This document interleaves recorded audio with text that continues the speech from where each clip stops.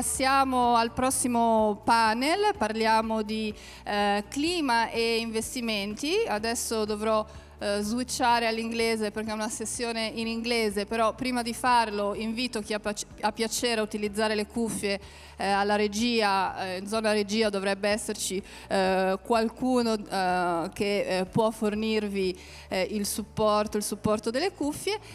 Now I'm starting speaking English. I welcome on the stage Margaret Stafford, Associate Director of Product Management, Morningstar Indexes.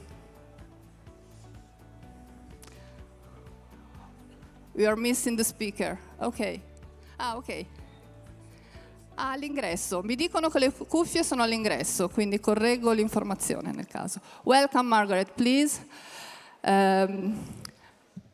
You can stay there, and welcome Luca Giordano, Head of Corporate Social Responsibility, Gruppo Unipol.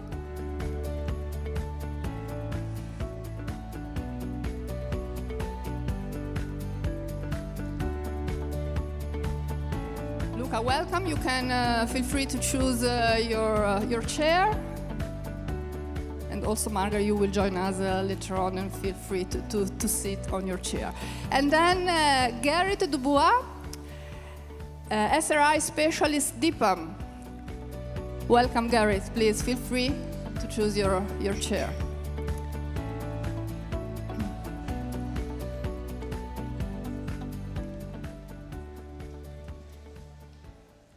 In this session, we are going to ask ourselves what's going on and what will happen in the future, talking about climate and investments. There is a lot of going on. We are also here to understand what's going on with SFDR.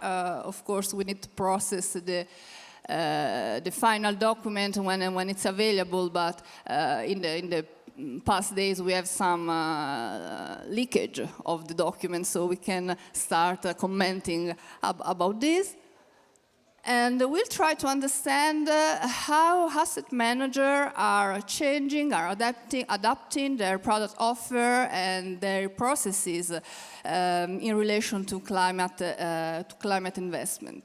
To start this conversation, I leave the stage to Margaret, which will set the stage and explain a little bit of the environment and the context about climate and investment. Please go ahead, Margaret.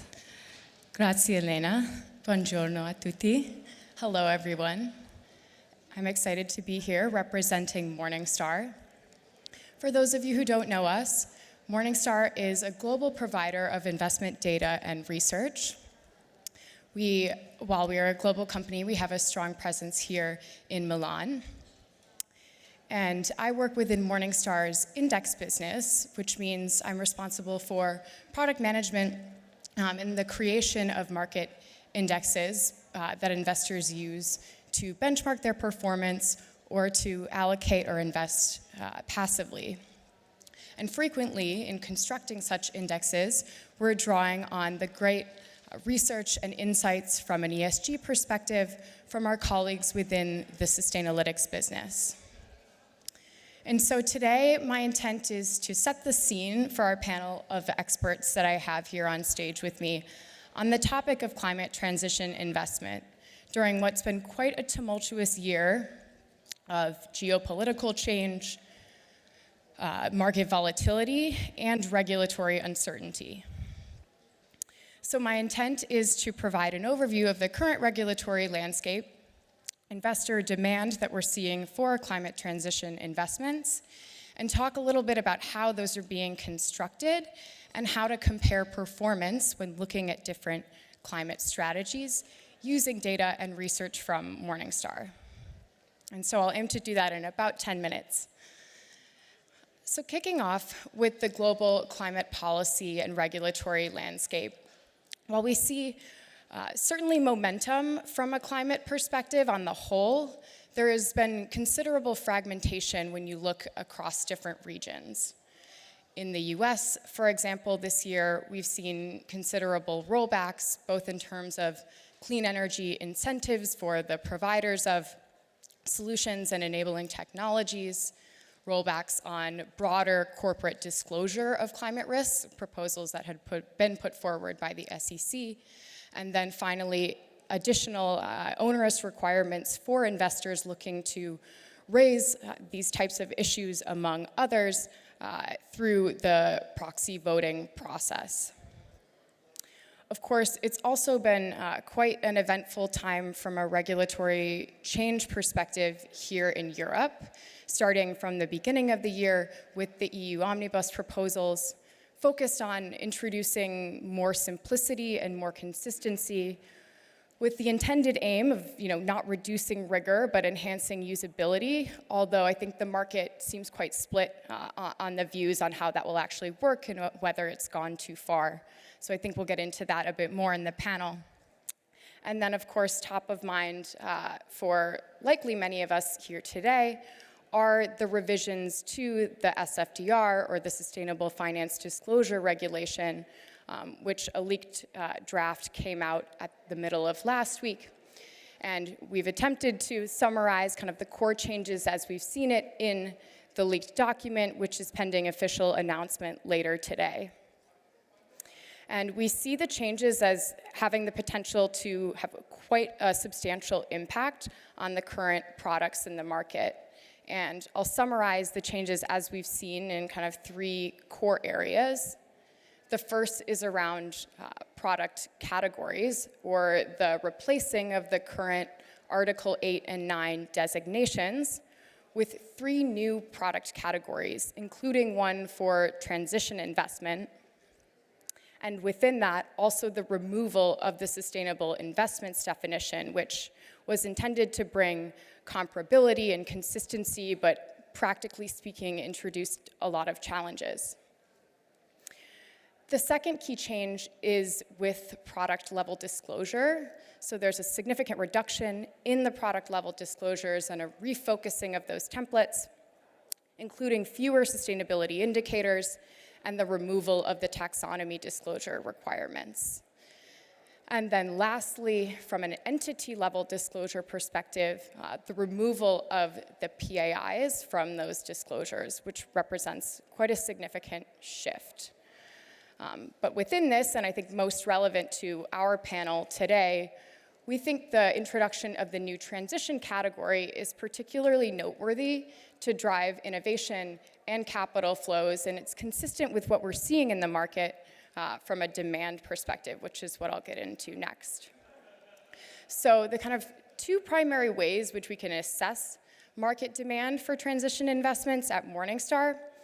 The first is an annual study that we conduct where we survey both qualitatively and quantitatively over 500 global allocators or asset owners, think large pensions, which represent about 19 trillion in AUM. And the goal is to understand their priorities and needs in that year.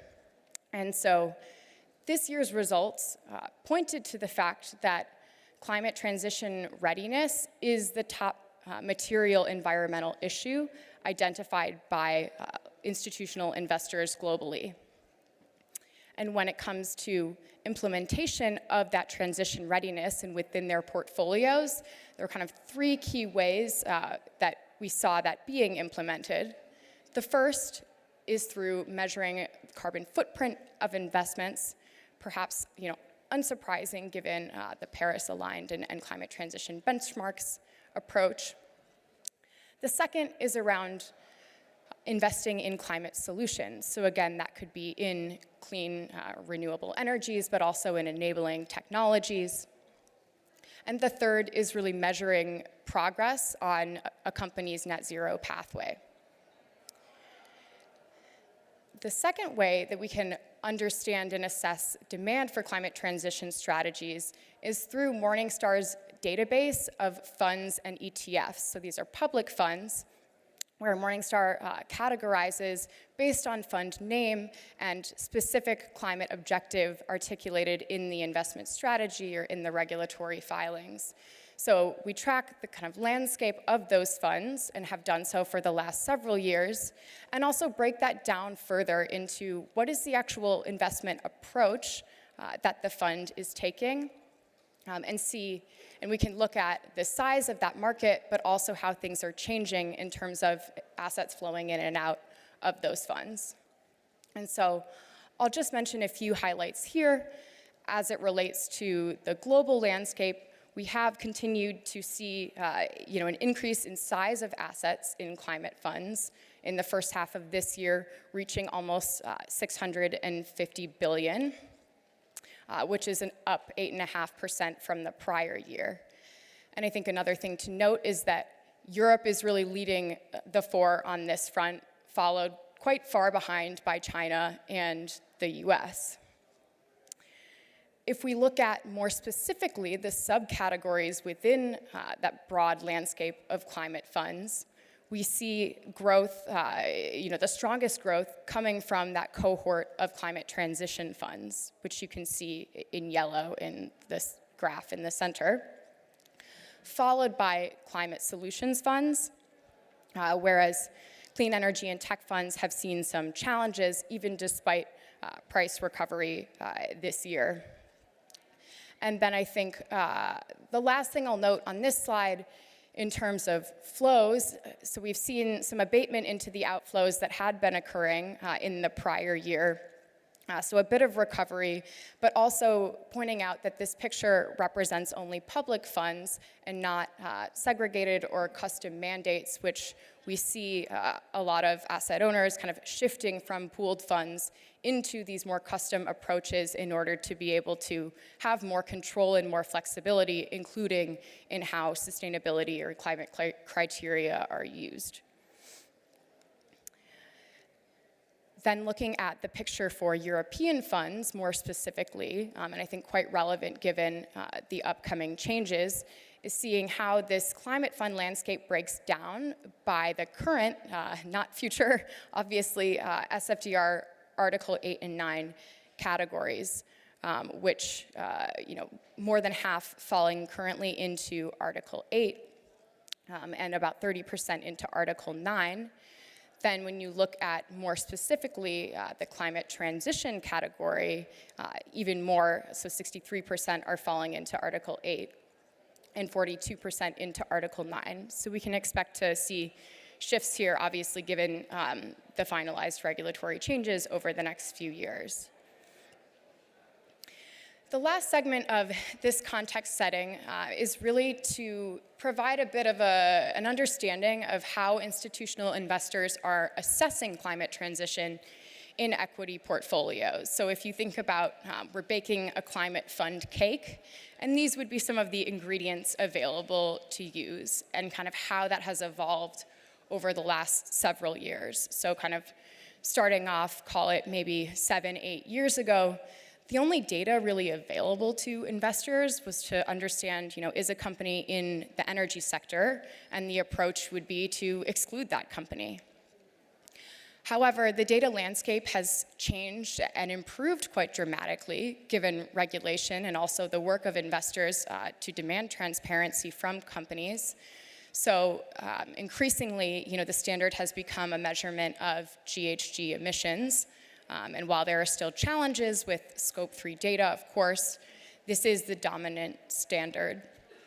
And then in terms of an outlook and where the market is headed, we increasingly see institutional investors focusing on forward-looking signals of a company's transition, which could include taxonomy-aligned CapEx. In particular, a focus on these high-emitting industries, energy, utilities, industrials, and a clear signal of intent and progress, including whether the governance mechanisms are in place to ensure that that progress and those targets are actually going to be achieved, which within Morningstar Sustainalytics, we measure through our low carbon transition management score. And the last point I'll make is around kind of, now that you've baked your climate fund cake, it's really important to understand not only the ingredients that are being used, but also how they're being used in the construction of that portfolio. And that will not necessarily be the same just because the fund is labeled, or calls itself a climate fund.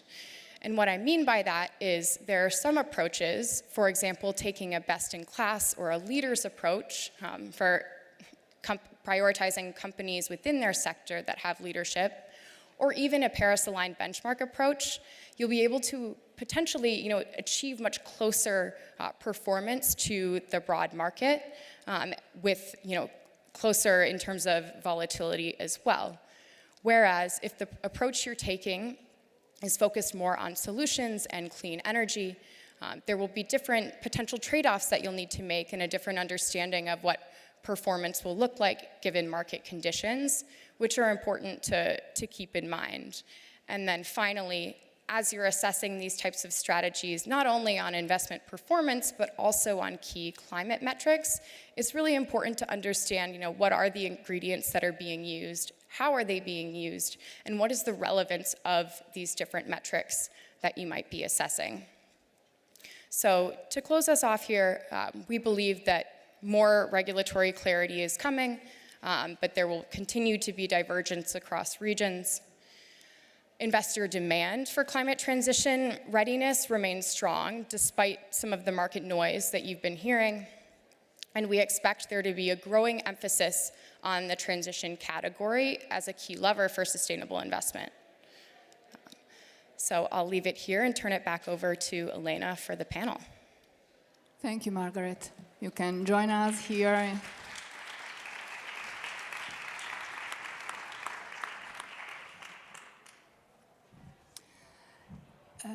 To me, it's interesting from your slides to note that climate transition funds are doing well, are leading in the climate funds. So 1 year ago, we were here right from this stage talking about the importance of potential of transition. And now also with a new, SFDR, we are waiting for the final. We have a new category, Article 7, which is dedicated to products with a transition target.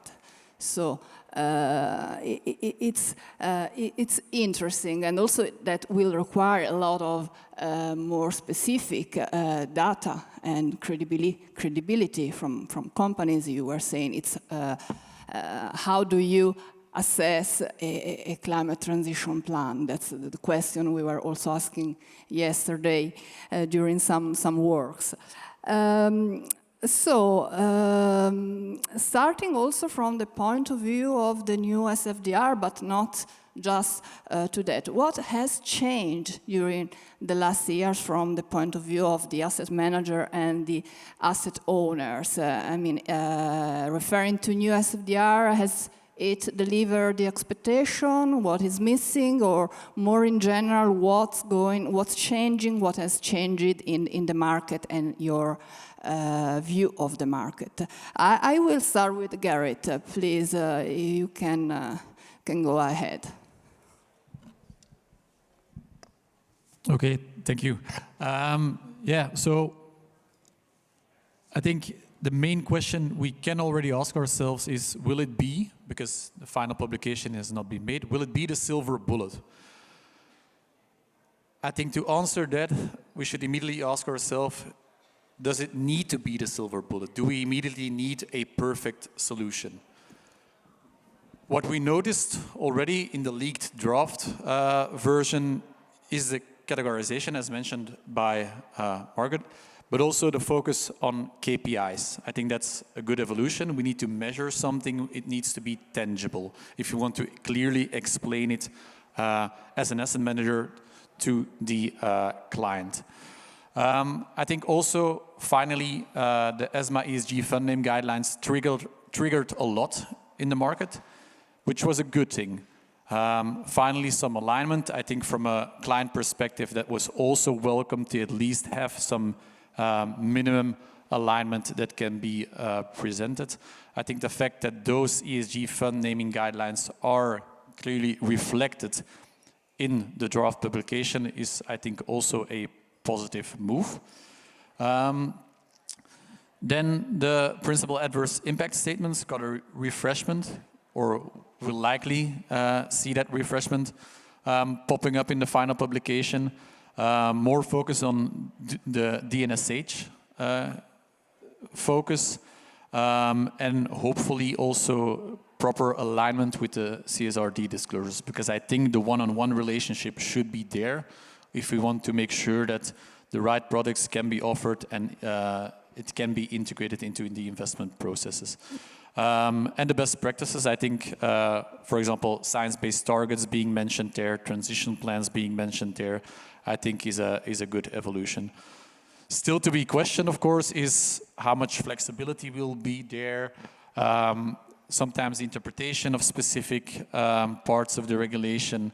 How will we eventually switch from the existing classification to the new classification? Will it be automatically? That has to be submitted? But most importantly as well, the MiFID sustainability preferences to ensure that indeed those new categories are reflected in the MiFID questionnaires, because that's ultimately what we also should aim for. Of course, alignment between national regulators is also something that is still on the table. The potential impact of the omnibus, I referenced the focus of DNSH and the link with CSRD. But of course, companies need to report something if we want to integrate it into our investment processes. So therefore, we still need CSRD to be there. And of course, sovereign investments, also a question mark that can be answered. So I think, as always, we should keep in mind why we are doing this and how we can then best do this. And we cannot forget this. Thank you. We were referring to this problem of data with a previous interview with Consob that was stressing out that simplification is all right, but we need to keep attention to availability of data that asset manager and all financial operation needs. So this must be a very clear focus about that. Same question to Luca, but a different point of view, insurer, asset owner, and what has changed for you in the last months, and how do you see the landscape? Thank you very much, Elena, and good morning, everybody. It's a pleasure to be here. I would like to raise only 3 points, and my comment, I would like to keep my comments very, very simple and very practical. So the first point concerning SFDR, I think SFDR has been long criticized by different stakeholders during the first years of application, and there were some good merits, some good reasons in criticizing SFDR.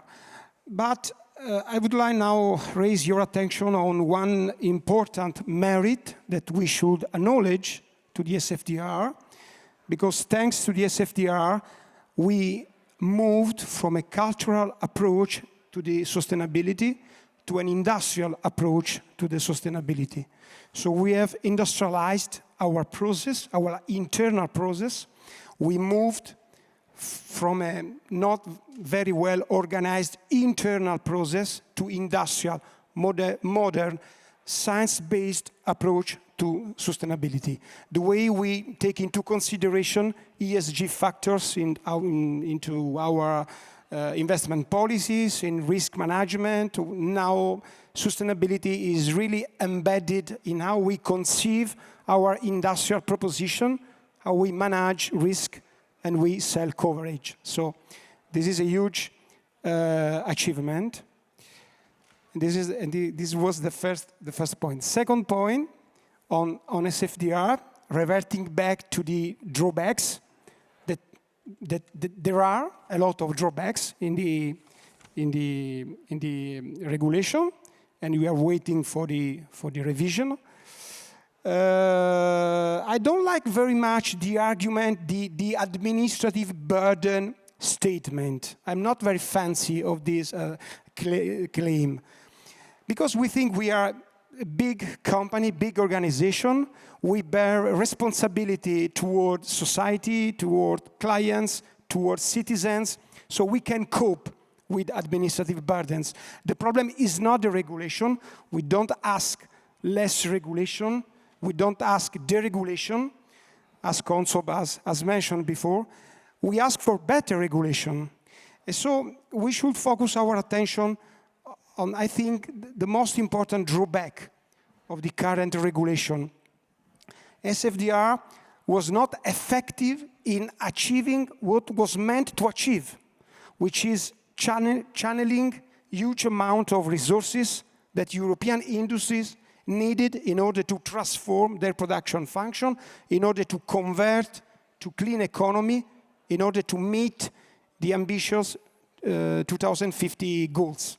This was the problem, and I think that the revision of the regulation goes in the right directions in order to deal with this shortcoming, so to effectively channel resources that we need. Third point on SFDR, but I would like to give you a perspective of an insurance company. So consider what I'm saying from my personal angle, which is the insurer. So we have a fiduciary duty with our policyholders, and we should stick to our fiduciary duty. Our policyholders give us money upfront, and then they wait 20 years at least for our repayment. So we have a very long time horizon. And what they ask us, they ask protection, so please keep my money safe, plus remuneration. So we sell guarantees, we sell protection, because we are insurer. So remuneration is the keyword, is show me the money. That is the claim of the conference. So we need to combine protection with remuneration, and we should understand that sustainability is complementary, is a factor that should boost profitability. So there are not two conflicting objectives, but incorporating sustainability into our investment policies should boost profitability. We should be able to repay remuneration because our policyholders need remuneration in order to cope with their future personal needs, healthcare needs, pension needs, household needs. So it's very, very important. And in order to close my reasoning, in this sense, we very much welcome the introduction of the new transition fund category, because we really think that transition fund can broaden the universe of investable projects that could repay policyholders. Thank you, Luca. And if I understand, I think that the new SFDR is going, if confirmed, what we saw is going the right direction for the market. Margaret, in your presentation, you were pointing out that you see, tell me if I got it wrong, but anyway, you see more regulation coming, the demand, the client demand is strong. This is the final picture. So the question we can ask to our panelists is what are they doing? I mean, Garrett, from the asset manager point of view, to cope with this push, regulatory push, clients' demand in your product offer and in your process, how the day-by-day work is changing. How do you factor climate consideration in your product offer? Yes, thank you. A good question. And I prefer to focus a bit more on the process side and how, as an entity, we need to do this. But the first question is the risk real?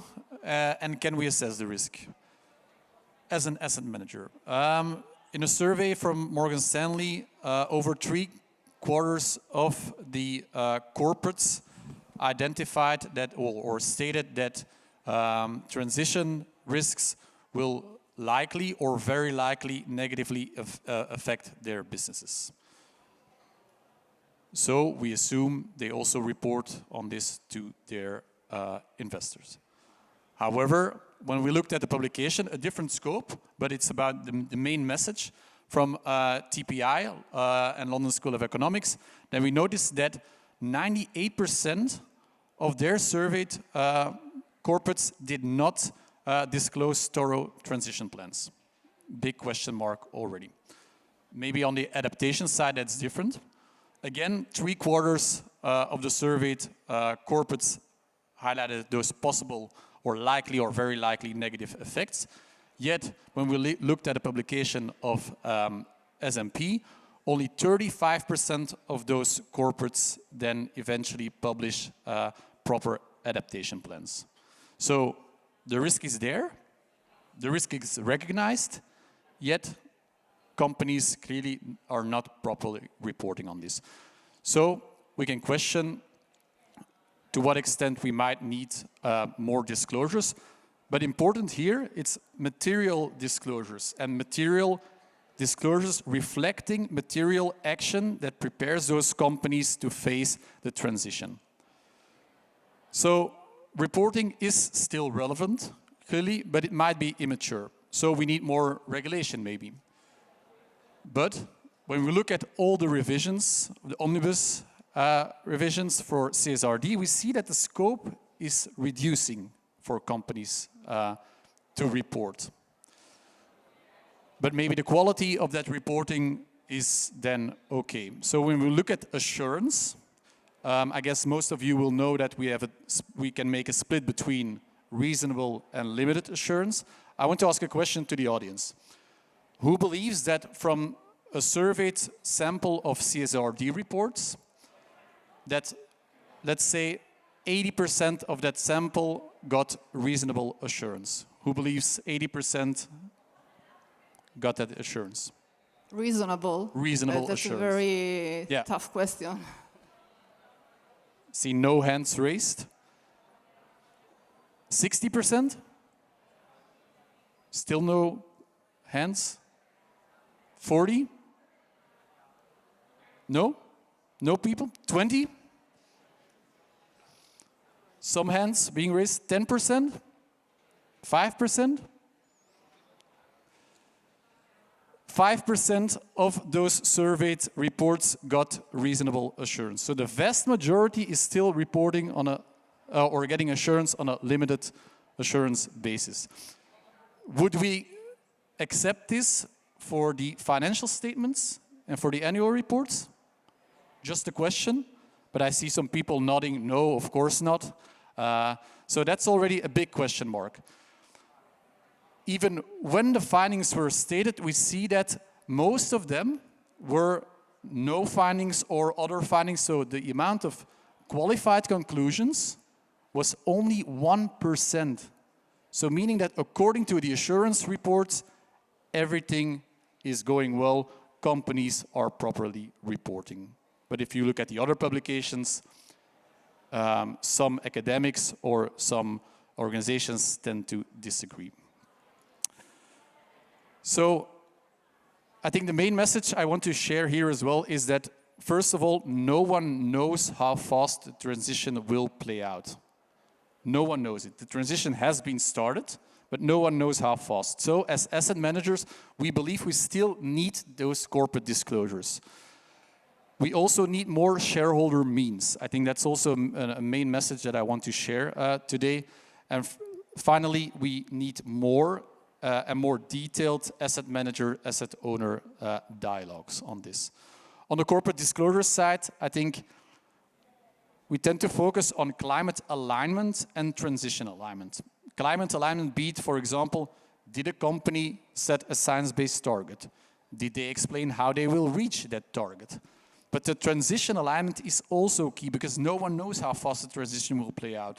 So therefore, we need to see how a company will react in different adverse scenarios.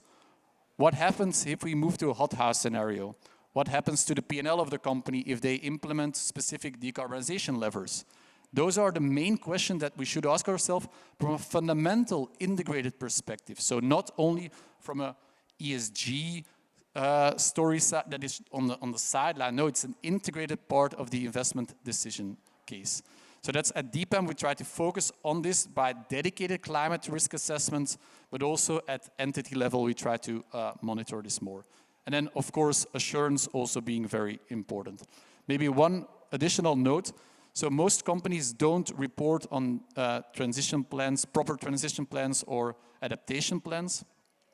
Also, when you look at those CSRD reports, one requirement of the initial ESRS publication stated that they should disclose material financial impacts of different adverse scenarios under different scenarios. But when you look at those first CSRD reports, most companies use the opt-in approach or opt-out approach, where they move this to a later stage, which might also trigger some questions, the fact that it's maybe not measured or that they don't want to disclose this. Shareholder means also important. I think the Shareholder Rights Directive will be revised again. I think that's also important. As shareholders, we want to talk to directors to assess the oversight.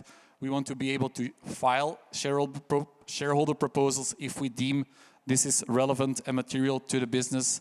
And we want to discuss with companies how specific AGM results were properly taken into account by these companies. And then more industry initiatives. If the entity level requirements from SFDR will reduce, maybe we need some more industry initiatives like what IIGCC is doing. A lot of work on the accounting perspective, on the voting perspective, to share best practices, to make sure that there is alignment between asset managers and asset owners. And I think, yeah, to make that point, because I think running a bit over time, as mentioned in the Voice of the Asset Owner survey, mentioned by Margaret, stakeholder pressure, ethical principles, and fiduciary requirements are still mentioned as key reasons to integrate this, and I think the latter is fairly important.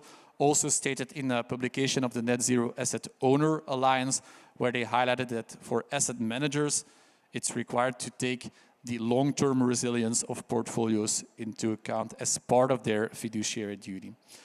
So, as an active, sustainable and research-driven asset managers, when you want to invest credibly as DPAM in the transition, then we need to do it from a systemic viewpoint. So not only talking to corporates, also to the regulator to get the right means to act as an asset manager, use integrated transition research, involve different investor groups and coalitions, be member of that, work on best practices, and finally, just like any offering, make sure that there is diversification of the transition concept so you can weather all possible economic or sentiment within the markets. Thank you, interesting. So even though when we have a disclosure about our climate transition, the quality of data is not always as good as we expected or needed. So there is a lot of work to do on this. And so we have here a voice of asset owner, to quote the Morningstar research. So I close with you, Luca. Which are your needs, your expectation when you decide how to allocate the money that people give you to protection and to remuneration, as you said before? Thanks, Elena. Very, very, very quickly.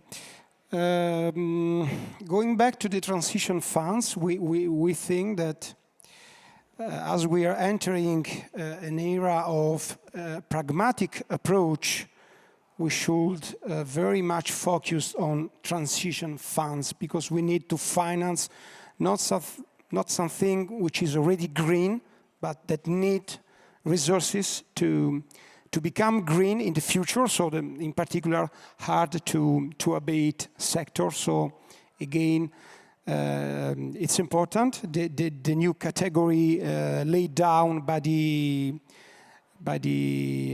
new proposals of the regulation. But of course there are many challenges that it poses, because in order to have a credible transition plan. We need data, reliable data, soundness approach, clear pathway. So it's important having a clear framework. We as Unipol, of course, we are in the first wave of application of CSRD, so we are full in scope. So it's difficult to strike the right balance between reducing the scope and having such amount of reliable information in order to assess real-world project that should be invested for the transition, in order to challenge, for example, the management of investee companies. So the shareholder engagement is very, very important. And in order to be credible in claiming that we are investing in transition. But there is one thing which is missing in the debate from insurance company perspective, and it is the finance for adaptation. We really lack finance for adaptation, which is at the core, at the very heart of our industrial proposition. We build resilience for our clients, resilience against, for example, climate disaster, climate risk, but also resilience referring to demographic changes, so healthcare resilience, social inclusion, pension resilience. So we need in this case, we ask financial industries and financial innovation to jump in with new instruments that could channel resources to financial adaptation. We are at very preliminary stage now in the adaptation. The industry is very well developed, referring to mitigation, but adaptation, we don't have now a broad universe of investable financial products for adaptation. It depends, and we see that it's difficult to monetize the resilience. So this is the problem, and because it's important for an insurance company to finance resilience, because of course we sell coverage, so the resilience is the first pillar in order to build a resilience journey. But of course we should monetize resilience against such risks in remuneration, in a financial instrument which is rewarding for investors. Thank you, Luca. I like very much this vision you gave us about challenging corporate boards, but also challenging the financial system to jump in with the products you are expecting, and talking about adaptation. So I think that was a very practical outcome here with an asset owner and asset manager to start this challenge, and we wait for the outcome on the financial side on products. We are at the end of our time, a little bit later, and I thank you very much, our panelists, Margaret, Garrett, and Luca. I welcome everybody to stay with us in the afternoon with the next panels. Grazie a tutti.